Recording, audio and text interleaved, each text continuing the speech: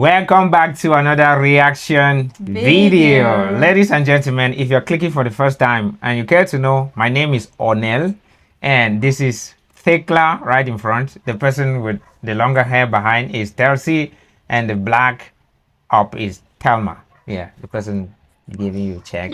All right, so today we are reacting to the oldest small towns in Canada.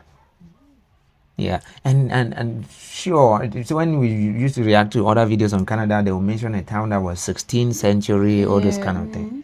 I can't wait to exit. Yeah. Wow, interesting. The oldest small towns in Canada that still exist. You know what? Please subscribe. Which of the town is the oldest in Cameroon? I think the town of Douala. I think Douala is pretty old. And Boya too. Okay. Yeah. So please subscribe, join the channel membership, and we will be so grateful. Oldest town in Canada is disputed. So is the second oldest. The third is contested by the fourth, which has competing dates depending on whether you count a town that burned down, a town legally prohibited from having permanent residents, and a town whose founding legend is described by the province's own heritage researchers as almost certainly made up. Canada is often called a young country. This is accurate in the political sense. Confederation was 1867, recent enough that photographs of the men who signed the documents still exist. But the towns on this list predate Confederation, the way Confederation predates the internet. Some of them were already a century old when the United States was founded. Several were standing before Shakespeare finished writing. One was being used by European fishing fleets before anyone in Europe had decided to actually stay.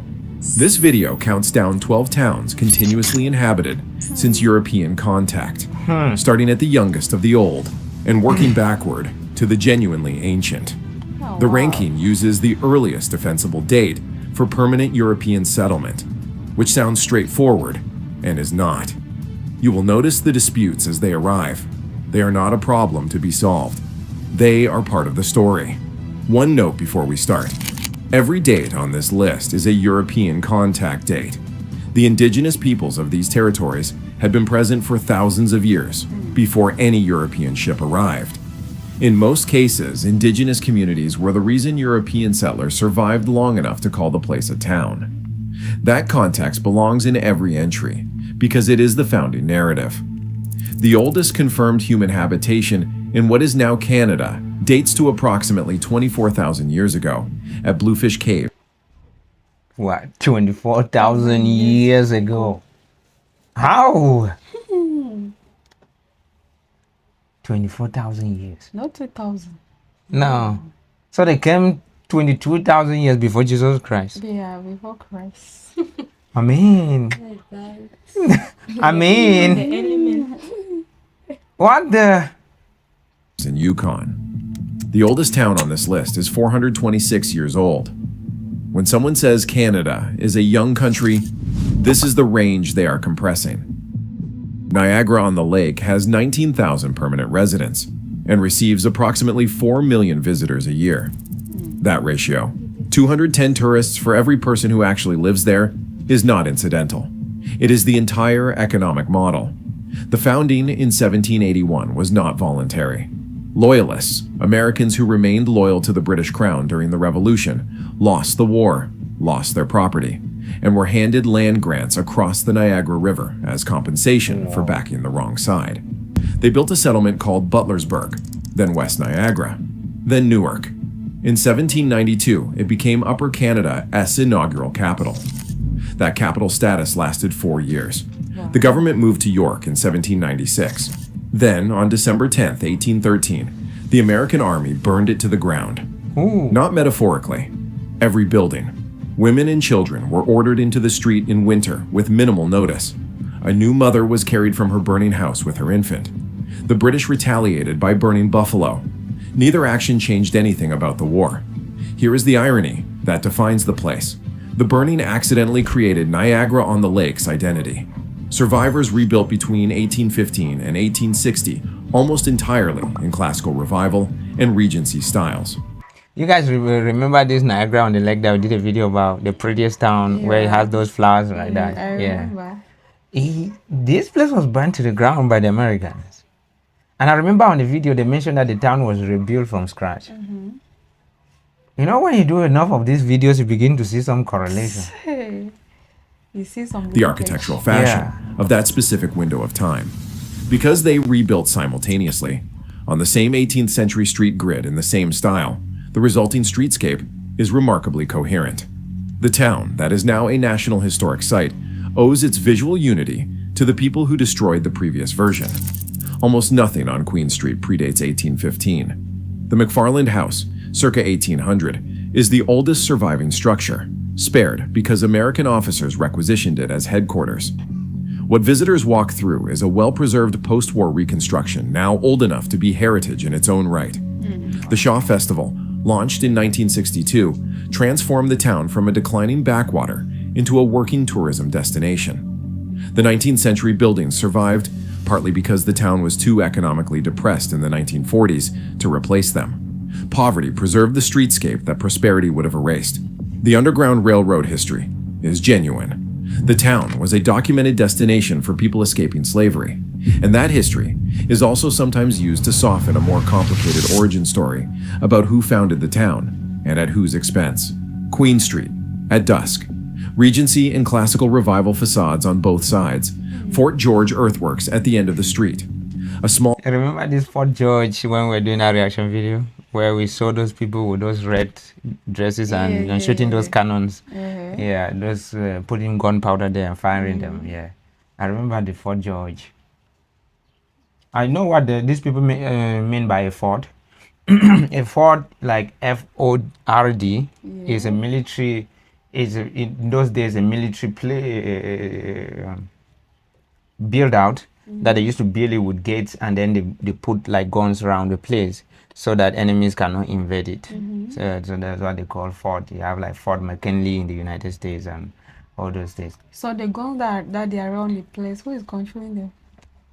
When in those days they used to put those big cannons, like when you're watching Indian movie, you see those. They are big guns that they will just those kind of things. In back then, those are the kind of place that used to build and call forts. Yes, but as the world evolved, you know, you cannot just go hide out in one single place like that. They will smoke you out with grenades. Yes, so I remember this Fort George. So when they say Fort George, like there are so many forts in Canada and some in the United States. Fort George earthworks at the end of the street. A small plaque notes that nothing you are seeing existed before 1815. The Americans burned the original.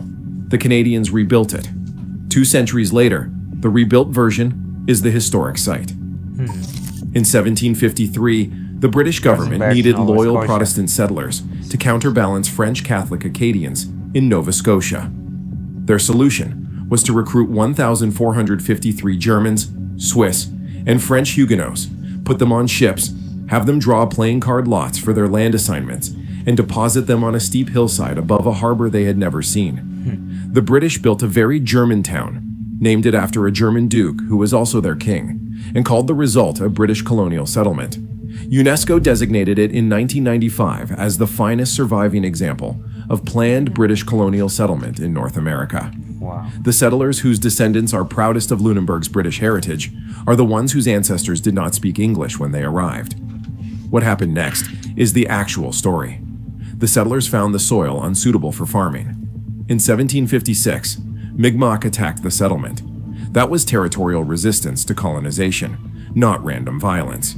Within 2 generations, German-speaking farmers had become North Atlantic deepwater fishermen. The Grand Banks fishery made them prosperous. The Smith and Rouland shipyard launched the Bluenose in 1921. The Bluenose is on the Canadian dime. The cod fishery collapsed in the 1990s. Heritage stepped into the space the fish vacated. 350,000 visitors a year now do what cod used to do, economically speaking. Current population, approximately 2,400. Lunenburg's founding is in It now makes sense. They call it whether it's Lunenburg, and Russian and Germans like that name. Is mostly German name, Lunenburg. You always hear Hamburg.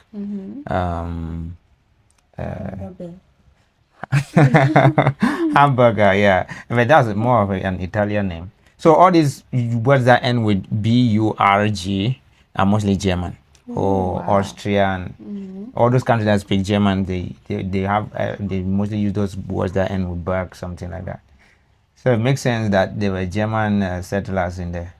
Mingled with the Acadian deportation. The British recruited Protestant settlers partly to replace Acadian Catholics being expelled. The 1753 settlement is partly built on the consequences of a forced removal. 4 years before Lunenburg, Halifax was Nova founded by Scotia. Colonel Edward Cornwallis on June 21, 1749. 13 ships arrived. 2,576 settlers came. This was a military operation with a budget designed to replace Annapolis Royal as the provincial capital and to counter French Louisbourg. Within weeks of arriving, Cornwallis issued a proclamation offering a bounty for Mi'kmaq scalps. Kajipuktuk, Great Harbor, was Mi'kmaq territory. Halifax was founded as a military occupation. The scalp bounty is documented. Halifax Regional Municipality apologized for it in 2018. The Cornwallis statue came down the same year. What Halifax kept is institutional weight. Province House, built in 1819, is the oldest legislative building in active use in Canada. 1819. These places are freaking old. Look at a place that was built back in the whether it's the 19th or 18th century. Years ago, and they still look Hundreds of years. Wow. 2080 would have made this place 200 years old.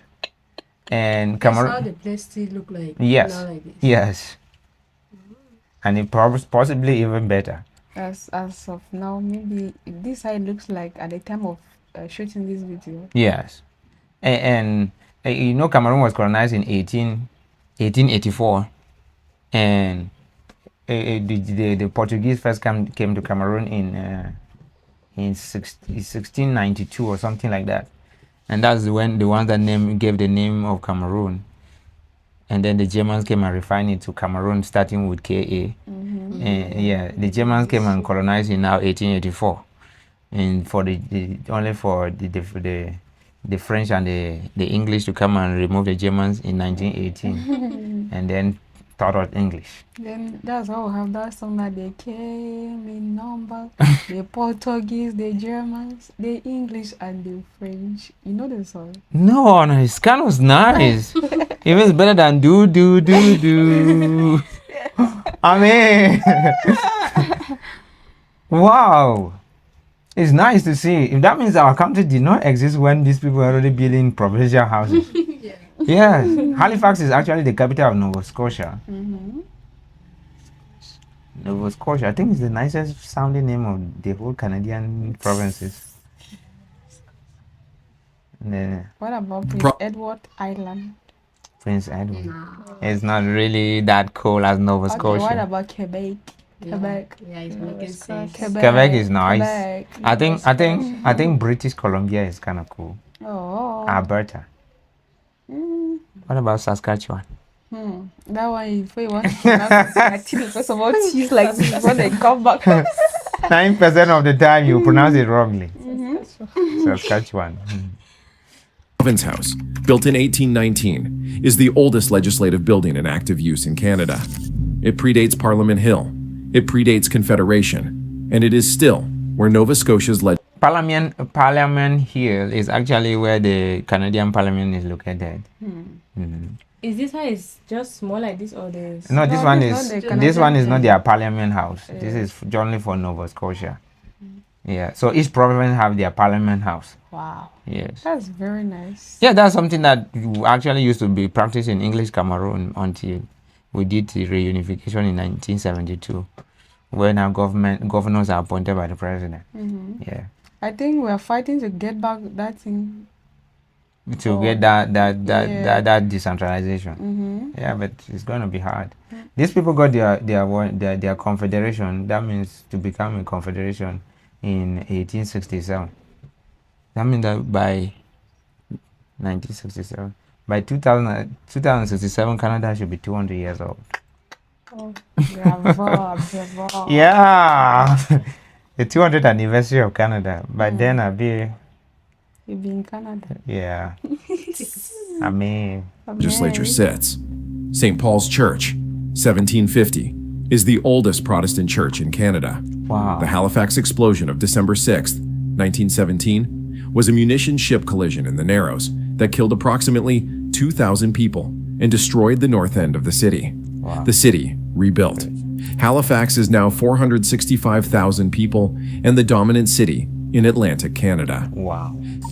Halifax survived because it was designed to survive. Lunenburg survived because the people deposited there by someone else's plan reinvented themselves completely. Windsor's claim to this list is layered. The Acadians arrived around 1682, called it Pisagit, a Mi'kmaq name, and built farms using their Abuteau diking system on the tidal marshes around the Avon and St. Croix rivers. In 1750, the British arrived and built Fort Edward on the hill above the Acadian settlement, using stones from the Acadian parish church they demolished as building material. In September 1755, Fort Edward's commander read out the order of deportation and imprisoned Acadian men and boys on the hill. Approximately 1,200 Acadian men, women, and children were deported through that fort. Their homes were burned. Their dikes were left to deteriorate. The agricultural community they had built across 2 generations was emptied in a season. By 1760, New England planters were farming the evacuated Acadian land. They inherited the dike systems the Acadians had built. In 1765, 1 year after formally settling, they started an agricultural fair. It has run continuously since.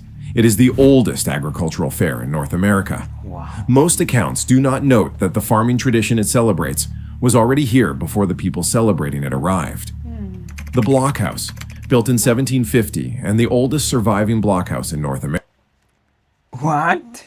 The house was built in 1750. Even before the United States was born. It seems like nobody lived there again. Or The USA certainly, the USA this month celebrated their 250th anniversary. That means 250 years. And it was 26 years before the United States got independence from Britain. Because the United States got their independence in 1776. from Britain. Yes. So Britain colonized The United States. My God. I mean, Britain was doing quite a bit. They really did. They colonized India, Ah, yeah, they did. the United States, Canada, And these countries have already become modern. and parts of China. What? Yes. I don't even want to go mentioning others because you know Cameroon is involved, Nigeria is part of it, Egypt is part of it. I mean, the British Empire was pretty big. Many people saw something under the British. What? Yeah. Their empire was huge. Don't mind us, they are humble now like that. Very humble. Very humble. Look at the building has been stood for more than, what the hell? For more than 270 years. And Are sorry, people still living there or they're just taking care of it? I don't think people live there, but you can go visit the place and enter there. You look at how it looks from inside. And it's pretty preserved. And it seems to be built from wood. Yes. I love how these people are keeping their history intact. Very. The blockhouse, built in 1750 and the oldest surviving blockhouse in North America, is a National Historic Site. It is also the site where Acadian men were held before removal from land their families had farmed for 70 years. Both things are true about the same building on the same hill. Thomas Chandler. Halliburton, born here in 1796, became Canada's first internationally best-selling author and wrote a passage about boys playing hurley on ice that gives Windsor a claim to being the birthplace of hockey. This appears prominently in the town's tourism materials. You know, this video is casually just peeling other facts about Canada. Yes. It's just all over. It's just casually mentioning other things we would have otherwise not learned from other videos. Okay. This appears prominently in the town's tourism materials. The 1755 deportation that occurred on the same hill gets somewhat less prominent billing. The town currently has approximately 3,600 people. Archaeology suggests an Acadian church may be buried under the blockhouse floor itself. The British demolished it for building materials, and the foundations may still be there under the oldest surviving blockhouse in North America. A November morning on the Fort Edward Hill. The blockhouse gray against a pewter sky. The Avon River below, flowing through tidal marshes that Acadian farmers engineered and New England planters inherited, still produces hay today. The oldest building in sight doubled as a prison. The agricultural fair is still running, 261 years later. One of them is usually described without the other. If you have made it this far, consider liking the video and subscribing to our channel. Okay. It's completely free, and we bring new videos about our country. Kingston's founding was unauthorized. Governor Frontenac built Fort Cataraqui in July 1673 without approval from King Louis XIV. We're definitely going to do a video on this Kingston. I saw a video about it and it's very interesting. They say it's a town that almost never existed. Oh. Yes. But ended up existing. Kingston, yeah. Kingston is actually the capital of Jamaica, but it's also someone's name. Town of Kingston. Makes sense.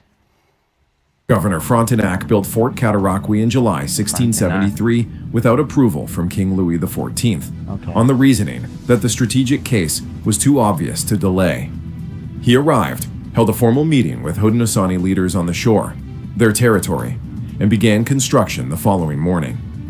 The Haudenosaunee besieged the fort, forced the French out in 1689, watched them return in 1695, and watched the British destroy it again in 1758.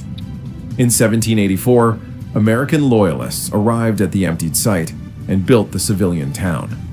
In 1841, Kingston became the first capital of the United Province of Canada.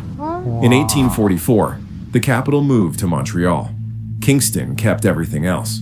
What it kept is visible in the stone. Every major 19th century building uses the same gray-white local limestone. City Hall was completed in 1844. Fort Henry was built from 1832 to 1836. Queen's University stands in the same stone. Kingston Penitentiary was opened in 1835, and it was Canada's first federal penitentiary, closed in 2013, and now a tourist attraction. The city monetizes both its military history and its incarceration history simultaneously. Oh, that means the prison has been for that long. The prison. Penitentiary is a prison. Jesus Christ. Authorized Fort, what? That is 1673. You must be kidding me. I'm going to check that camera before. The original Fort Frontenac foundations are under active Canadian Forces buildings, visible as a limestone wall fragment on a traffic island at Ontario Street.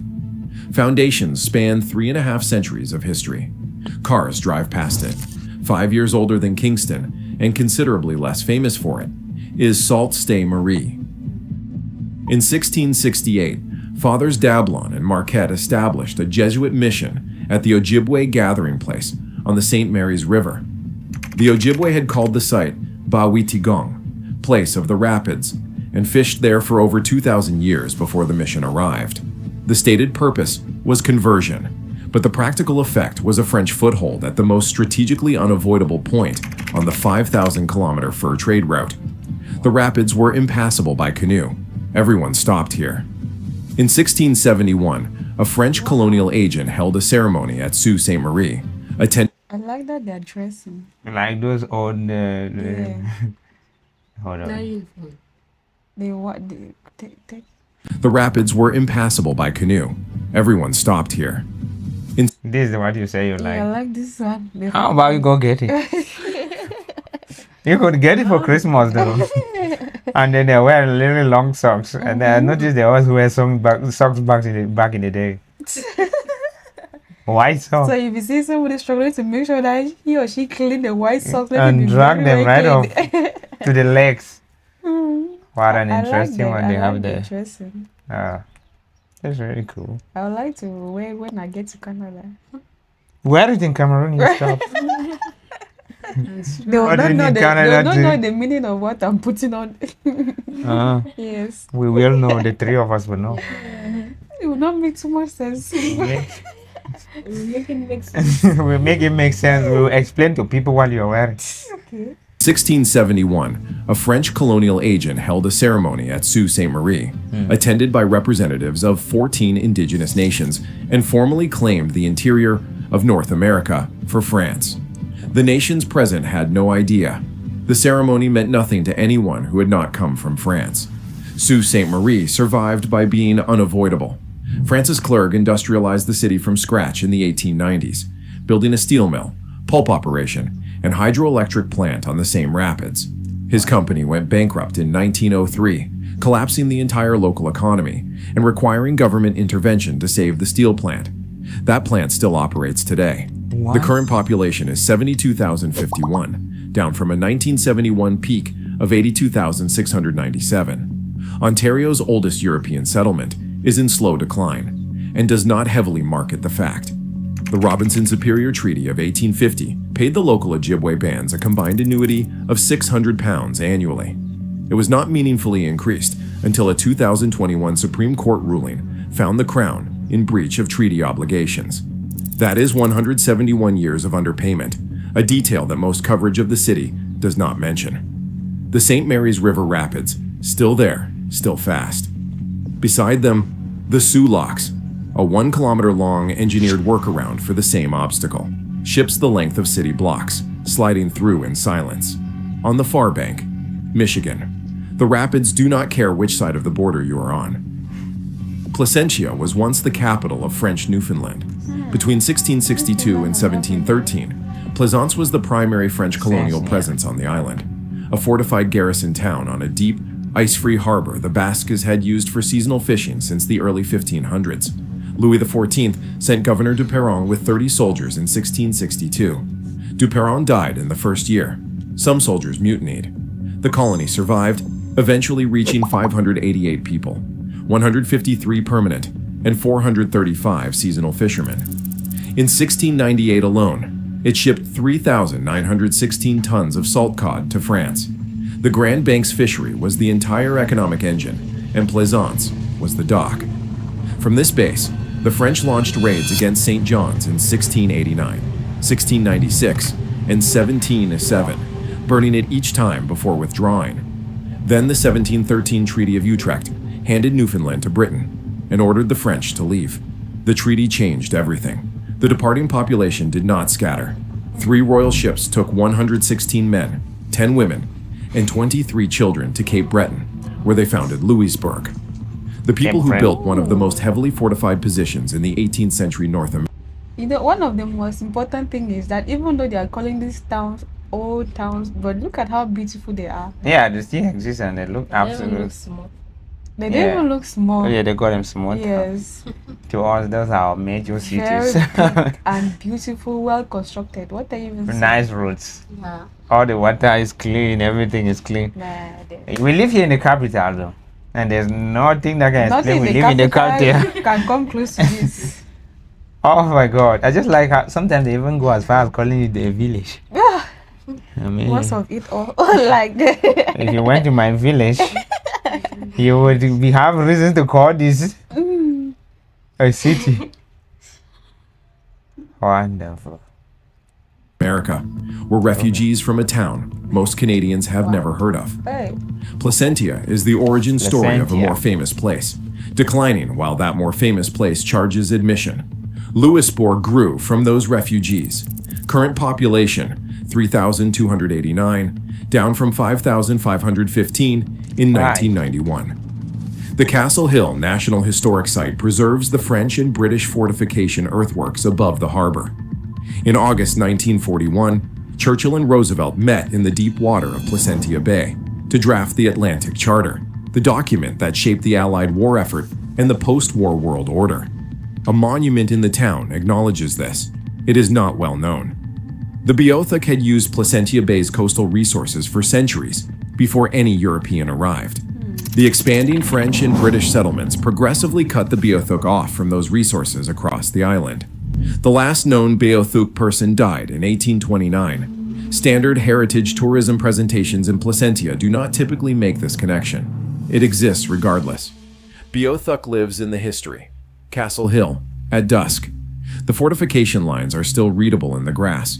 The same deep harbor brought Basques, then French, then British, then Irish, then Americans with a World War II naval base. Below the hill, 3,289 people. Still there, still shrinking.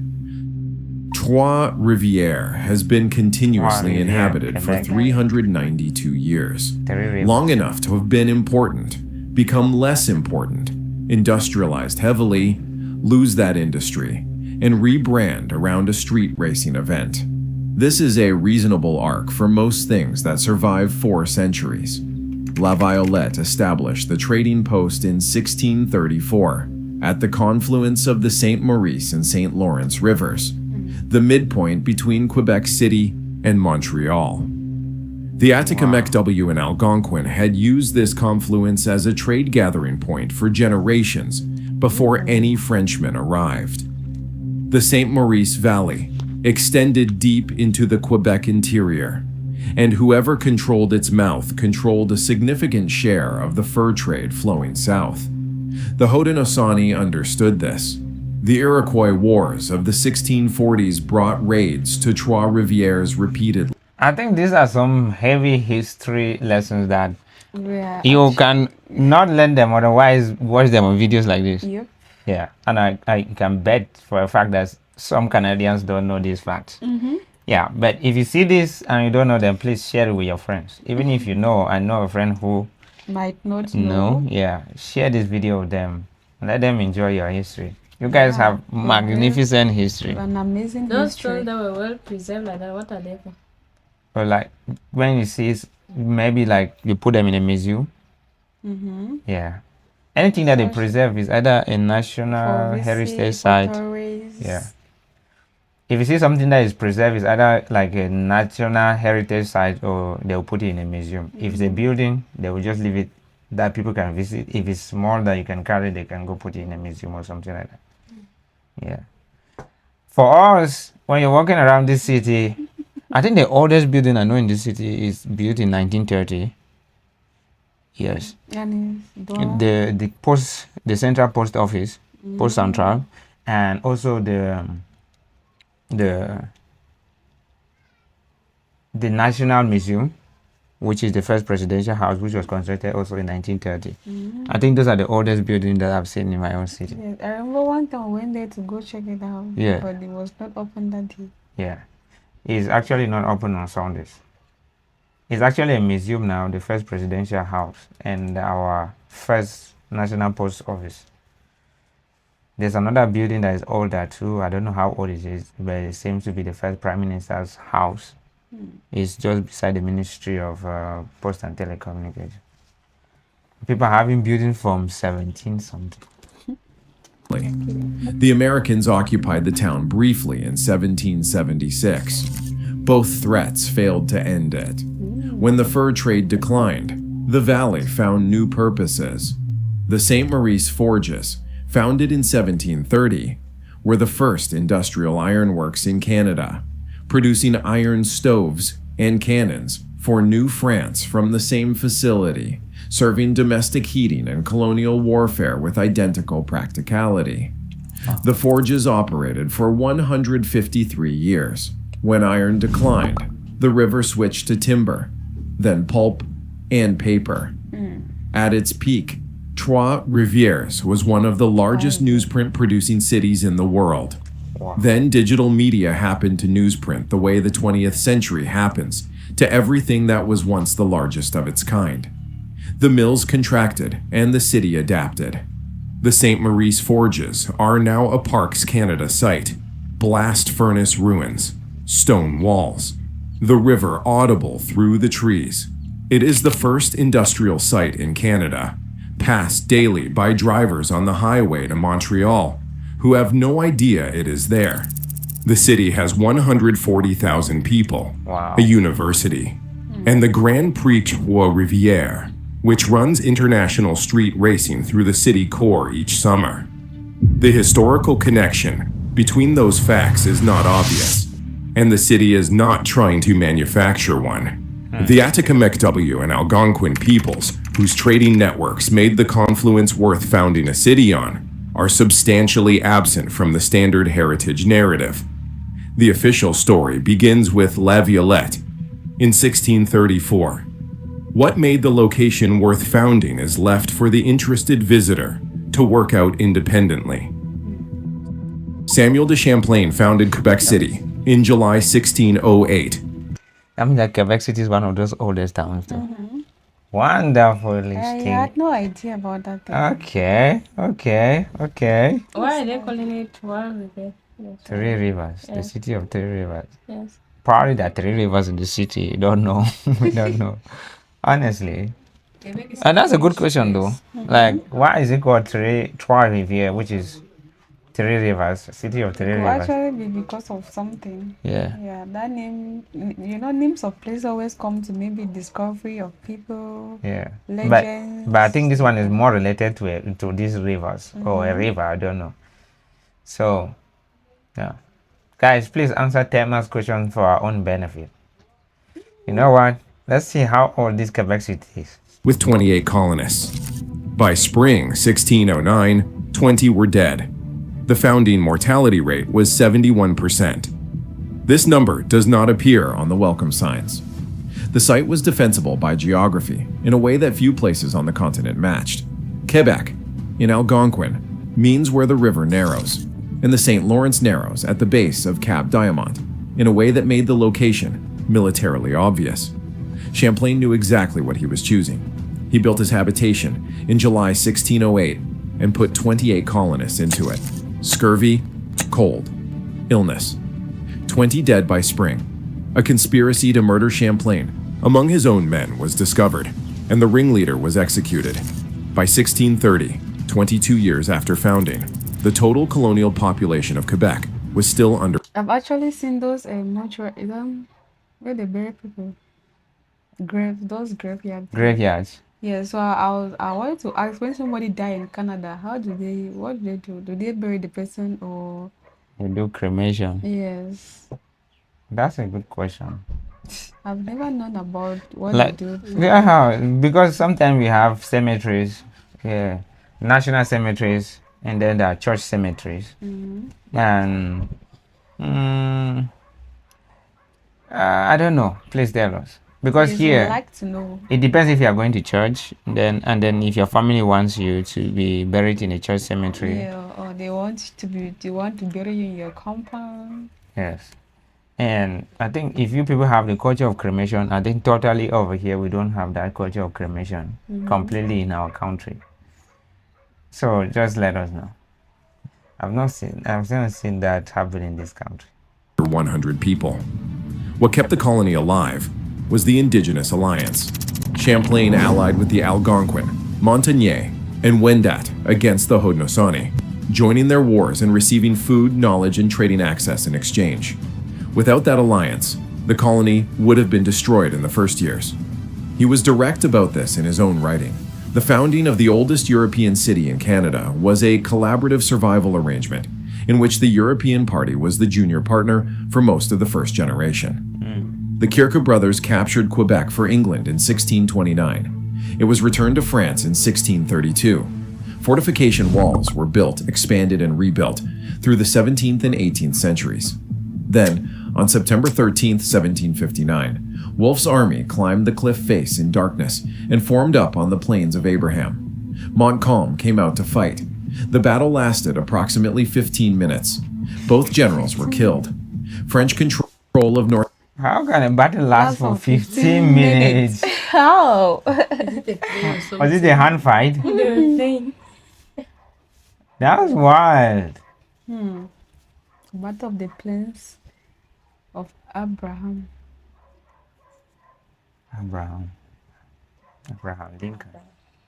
The most important single event in Canada, in Canadian military history. Occurred 256 years ago. The battle lasted approximately 15 minutes. Both generals were killed. French control of North America ended.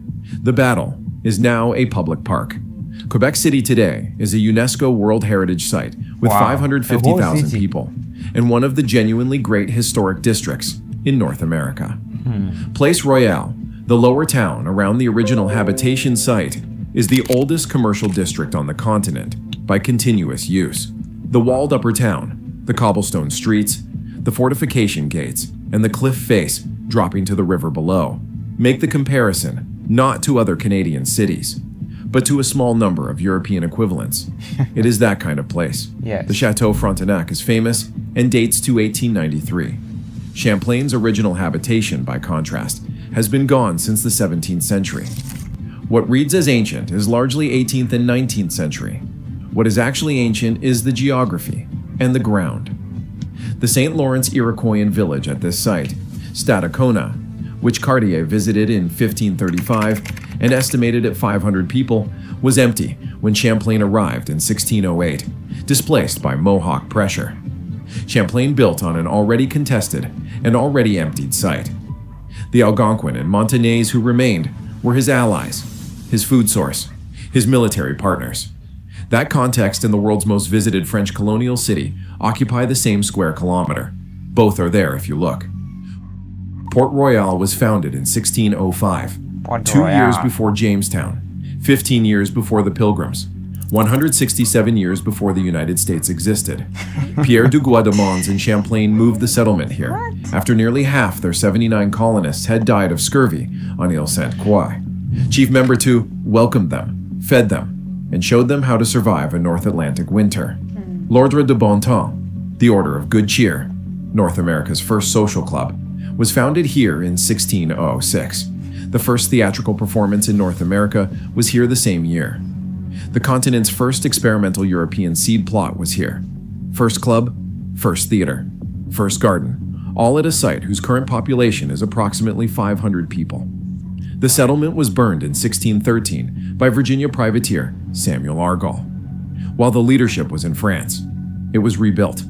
Over the following century, the settlement changed hands 7 times between France, Scotland, England, and Britain, and withstood 13 military sieges. The 1710 British capture, confirmed by the 1713 Treaty of Utrecht, ended the violent contention and gave the site its permanent name, Annapolis Royal, for Queen Anne.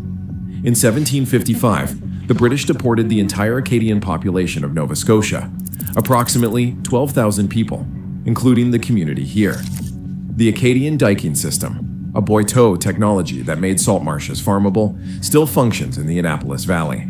The hayfields still produce. The people who engineered them never returned. Parks Canada describes Annapolis Royal as widely regarded as the oldest continuously inhabited settlement in Canada. Population, 500. For 144 of its first 148 years of colonial existence, it was the capital of Acadia, or Nova Scotia, or both. 5 years older, and considerably more disputed, is Tadoussac. In 1600, Pierre de Chauvin left 16 men to winter at the Saguenay and St. Lawrence confluence. By spring, 11 were dead. The 5 who survived owed their lives to the Innu, who fed them. Whether this constitutes the beginning of continuous settlement or a catastrophic trial run with a 69% fatality rate depends on your definition of continuity. The Innu had gathered at this confluence for approximately 8,000 years. In 1603, the alliance between Champlain and Innu chief Anadabiju near Tadoussac was the foundational diplomatic act of French colonization. Without it, Quebec City and everything that followed was not possible. Tadoussac is the prologue. The current population is 814. The Tadoussac Chapel, built in 1747, is the oldest wooden church in Canada. For most of its European history, Look at how beautiful that thing is. So just. Yeah, look.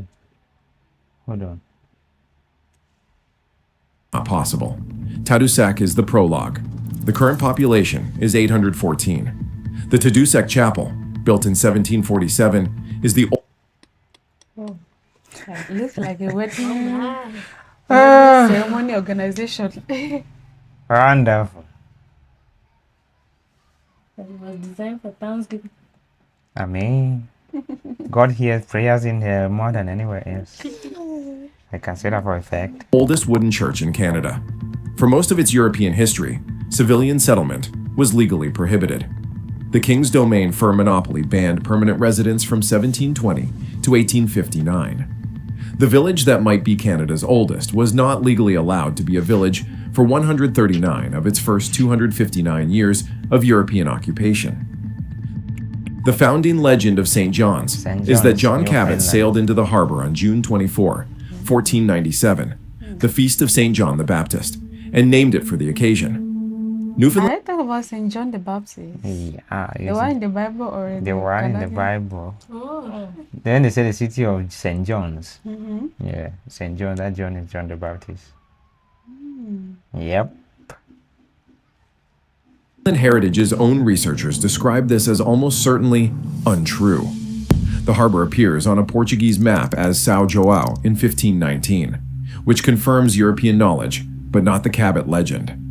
The earliest documented permanent year-round settlement dates from the early 1620s. This is the oldest city in North America claim. The foundation it rests on is more of a tradition than a fact. So St. John's has been continuously inhabited as a permanent community for approximately 400 years.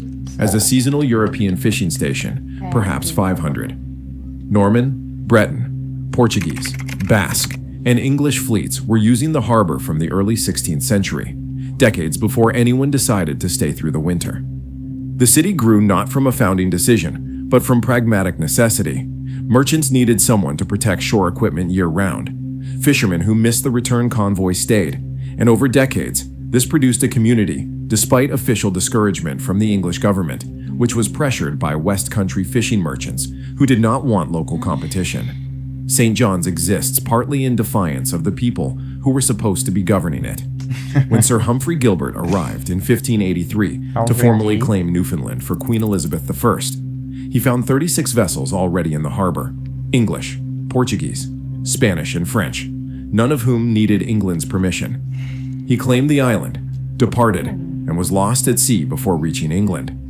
England's first formal colonial claim in North American history was made by a man who drowned on the return voyage. The French burned St. John's in 1689, 1696, and 1707, 3 times, and it was rebuilt each time. Later, fires from non-enemy causes struck in 1816, 1846, and 1892, the last of which destroyed most of the downtown. The colored row houses of Jelly Bean Row are mostly built after 1892. The city's sense of age comes from the geography, unchanged, and from 400 years of accumulated occupation, not from any surviving pre-19th century structure. Water Street is the oldest continuously commercially active street in North America. The buildings are Victorian, the commerce is 400 years old, and the street remains active in trade and tourism. The Grand Banks cod fishery, the reason anyone was here, collapsed under the 1992 moratorium. An industry predating Canada by several centuries ended in the lifetimes of people currently working in the city. St. John's pivoted to offshore oil. The Hibernia, Terra Nova, and White Rose platforms replaced cod. The city has a population of 110,000 in the city proper, and 239,000 in the metropolitan area. Shanau Dithit, the last known Beothuk person, died in St. John's in 1829 in the custody of Newfoundland's Attorney General. The Beothuk had occupied the island for centuries. The expanding European fishery, centered here, had cut them off from coastal resources for 2 centuries. The extinction of a people and the commercial history of the continent's oldest harbor concluded in the same city, in the same year. Stand on Signal Hill at dawn. The narrows below, 600 feet wide between the headlands, unchanged since the first Portuguese fishermen drew it on a map. The colored houses of Jelly Bean Row appear through the fog. A container ship from the offshore platforms makes for open water. European ships have been passing through this gap for 500 years, looking for cod that are no longer there in the quantities that built this place, for an industry that ended while people alive today were still working. That is what oldest looks like in Canada. Not a preserved ruin, not a heritage district held in amber. A city that keeps existing because the geography requires it. Through every fire, every raid, every industry that came and went, all the way back to a fishing harbor that European fleets were using before anyone in Europe had decided to stay. These 12 towns are the surviving ones. Every town on this list outlasted comparable settlements that had the same advantages and made one fatal mistake: the wrong harbor, the wrong winter, the wrong alliance, the wrong side of a treaty. The towns that are still here found a reason to be unavoidable and kept finding new ones. The oldest thing about all of them is not the buildings. It is the geography that made someone stop there in the first place, and the people who were already there when they did. What a video, guys. Wow. We went for a deep history class over here. So deep. Thank you so much for watching. Thank you, family. We're extremely grateful. So grateful. Thank you. Love you. So much. See you in the next video. For sure. Good night.